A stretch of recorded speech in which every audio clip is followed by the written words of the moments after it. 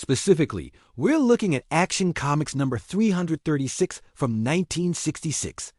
In this issue, Superman is facing a classic dilemma. A giant, spacefaring monster is hurtling towards Earth, threatening to destroy everything. The problem? This monster has an impenetrable hide. Nothing Superman throws at it works. His heat vision bounces off, his punches do nothing, and he can't even freeze it with his super breath. The Earth is doomed. But then, Superman has a light bulb moment. He remembers that his iconic blue suit, the one woven from the blankets in his Kryptonian rocket, is basically indestructible. So he thinks if the material is indestructible, maybe the individual threads are too. What does he do? He unravels a single thread from his sleeve. Just one tiny blue thread. He then flies into space at super speed, weaving this single impossibly strong thread into a massive net. He creates a cosmic-sized net, big enough to catch the giant monster, all from a single thread from his costume. He successfully captures the monster, saving the day. But let's just stop and think about the implications of this for a second. First, the physics of it are mind-boggling. How does a single thread, no matter how strong, expand to the size of a planet-destroying monster? It's not just strong. It's somehow infinitely elastic and can multiply its own mass and volume. This isn't just weaving. It's a form of matter creation. He's essentially creating something from almost nothing. This ability, the superweave, fundamentally breaks the rules of the DC universe. Think about it. Why would Superman ever need to struggle against any physical threat again? Is Brainiac attacking with a giant skull ship?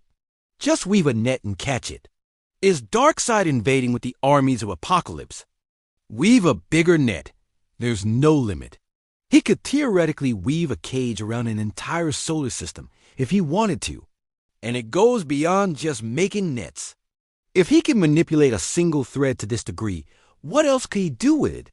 Could he weave a new, stronger prison for Superboy Prime? Could he weave a replacement for a damaged moon? Could he weave a shield large enough to protect the entire planet from a solar flare? The answer, based on what we saw in that one issue, is yes. He has a tool that can solve almost any large-scale physical problem instantly. This is why the superweave is so broken. It removes all stakes. A core part of Superman's character is that even with all his power, he still faces challenges that test his limits, his morality, and his ingenuity. He has to figure out clever ways to defeat villains like Lex Luthor or Brainiac, because he can't just punch his way through every problem. But with the superweave, he can. It's a get-out-of-jail-free card for any physical threat. Imagine a Justice League meeting. Batman is presenting a complex plan to disarm a doomsday device. Wonder Woman is preparing her lasso. The Flash is calculating temporal mechanics. And Superman just raises his hand and says, "Don't worry, guys. I'll just unravel my cufflink and weave a box around it." It completely trivializes every other hero's contribution and makes any large-scale threat seem completely insignificant.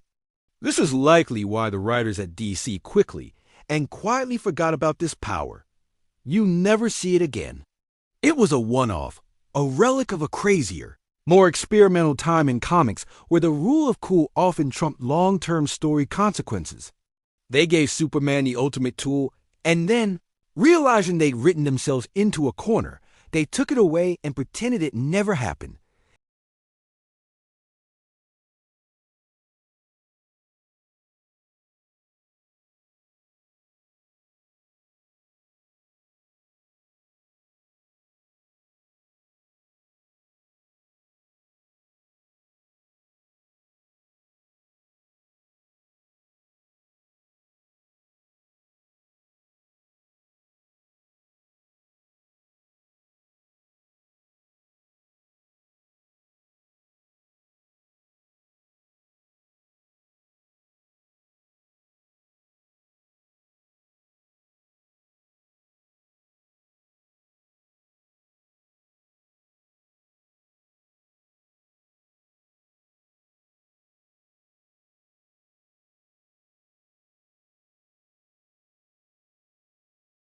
It's a power that's dangerous to use.